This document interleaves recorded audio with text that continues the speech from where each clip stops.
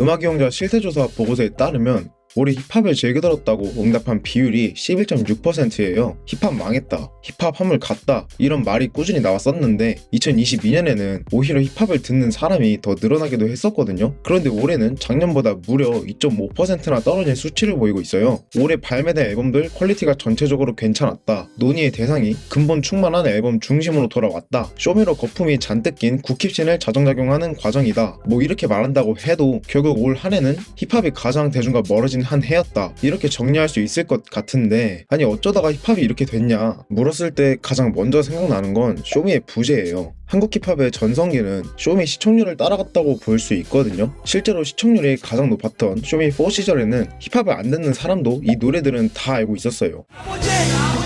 날 보고 있다면 정답을 알려줘. 아무 말도 하기 싫었을 때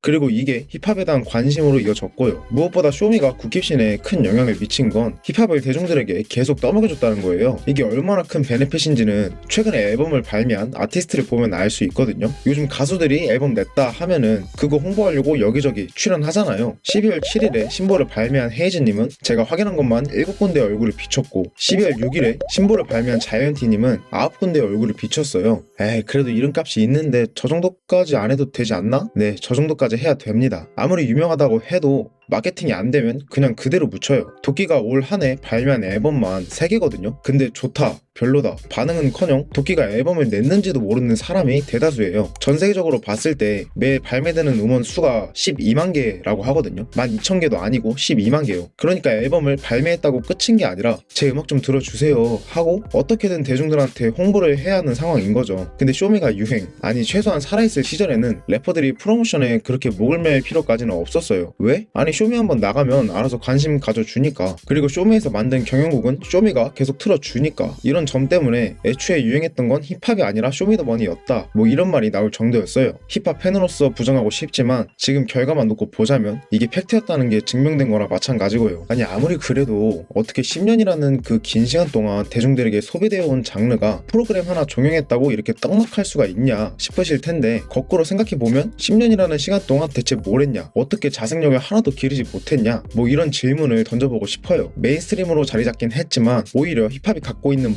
매력은 잃어버렸다는 생각이 들거든요. 이제는 나온 지 10년이 지난 이 레이블들을 능가할 수 있는, 아니 최소한 비비기라도 하는 멋있는 레이블이나 래퍼가 있었냐 하면 저는 글쎄요, 잘 모르겠습니다. 국힙 황금기의 시작을 열었다고 볼 수 있는 전뮤, 일리네어, 하이라이트는 말하지 않아도 간지가 흘렀고 신선했어요. 좀 배 아플 수도 있는 돈자랑이라던가 허세 가득하다고도 볼 수 있는 자기 과시라던가, 그러니까 요즘 기준으로는 소위 말해서 대중들한테 욕먹기 딱 좋은 그런 가사들을 뱉어 썼는데, 이 3인방은 짜치기는커녕 오히려 멋있었단 말이에요. 비단 힙합 팬들뿐만 아니라 대중들에게도 마찬가지로요. 스웩이 하나의 사회적 유행어로 자리 잡았던 게 그 증거라고 할 수 있겠죠. 근데 이런 돈자랑, 여자자랑, 자기 과시적인 가사는 지금도 많은 래퍼들이 똑같이 하고 있는 주제들인데, 대중들에게 먹혔던 과거와 다르게 왜 지금은 많은 대중들에게 반감을 사고 있냐 생각해보면 대중들을 몰입시킬 수 있는 서사를 가진 래퍼가 없기 때문이지 않나 생각합니다. 이 3인방들은 쇼미가 없던 시절, 그러니까 힙합은 돈이 된다 라는 인식이 없던 시절부터 단지 랩이 좋아서 랩을 해왔던 사람들이에요. 빛을 보기 전부터 시작해서 본인들의 노력만으로 대중들에게 자신의 이름을 알린, 그러니까 힙합은 이런 거야 라고 대중들에게 보여준 인물들이잖아요. 그러다 보니까 이들이 고난과 역경, 그걸 이겨내기 위해 했던 노력들, 끝내 모든 것을 이겨내고 난 후에 얻어낸 결실들에 대해서 얘기하는 건 흔한 자랑으로 치부할 수 없는 굉장히 설득력 있고 몰입되는 서사였어요. 이렇게 말이죠. 한국인 타이거 JK 아니면 MC맨 타이거들이 날 여기 깐선 베이게. 한국에서 나보다 랩 많은 래퍼 있으면 나와 감히 누가 날리. 우린 그냥 just music 덤비지 마요 그러다 총 맞아요. 14는 전구라서 꼭 작은 관객들에서 셋 이름도 없던 무명 공연장. 살아남기 위해 바닥부터 기었어 노가다부터 이제 절대 안 써도 되는 이력서 너의 꿈도 이루어지는 곳 yeah. 상대 상관없지 너넨 다 밀리지 우린 다 이기지 bitch. You know I can fuck with my team. 그런데 쇼미가 유행하고 하나의 힙합 수능으로 자리 잡고 나서부터는 뭐 이런 일련의 서사가 전혀 없는 루키들까지 죄다 나와서 돈 자랑하고 여자 얘기하고 뭐 세상에서 자기가 제일 비참한 것 마냥 가사를 쓰니까 아니 그 정도 노력은 취준생도 하는데 대중 입장에서는 공감도 몰입도 안 되는 거죠. 힙합이 대중들에게 먹힐 수 있었던 요소가 무엇이냐 다시 한번 생각해 보면 그 중심에는 분명 음악에 그 사람의 인생이 녹아있는 힙합만의 고유한 매력이었거든요. 쇼미 전후로 쌓여온 스카이민혁의 서사가 있었기에 그의 이번 앨범 해방이 큰 호평을 받았던 것처럼요. 재능 없고 까지망도 없다는 이 말에 나 수긍한다면 앞으로 살유도 대체 뭐 아무도 만날 수 없도록 선만 날 만들고 날 가두고 방 한 칸을 감옥 7년 동안 믹스테만 냈어 5장 외로운 게 싸움 시키 싫다 열등 후기적처럼 메이저 래퍼들이 내게 샤라웃을 보내 염따 형의 연락이 오네 민혁을 그런데 요즘 음악을 들어보면 인생에서 묻어나오는 가사가 아니라 나 존나 멋있지? 뭐 자랑하려고 안달이 난 것 같아요. 그리고 또 한 가지 아쉬운 점은 힙합만의 고유한 브랜딩을 하지 못했다는 거예요. 이건 최근 인디씬에서 핫한 실리카기를 보면 알 수 있는데 한국에서는 망했다고 여겨지던 락이 실리카기를 중심으로 다시 살아나고 있거든요. 그럼 실리카기는 어떻게 사람들을 사로잡았냐? 기존의 흔한 공연들과는 조금 다르게 라이브에 VJ잉을 접목시켰어요.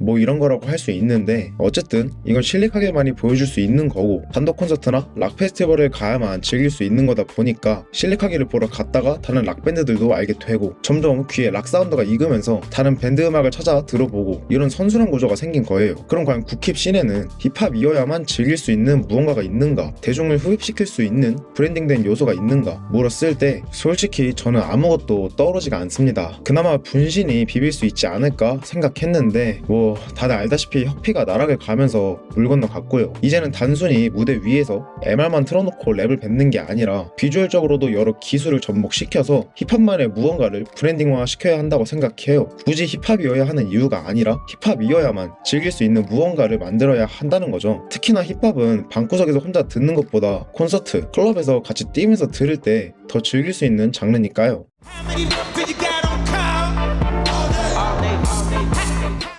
Toast for the douchebags. It's time to toast for the assholes.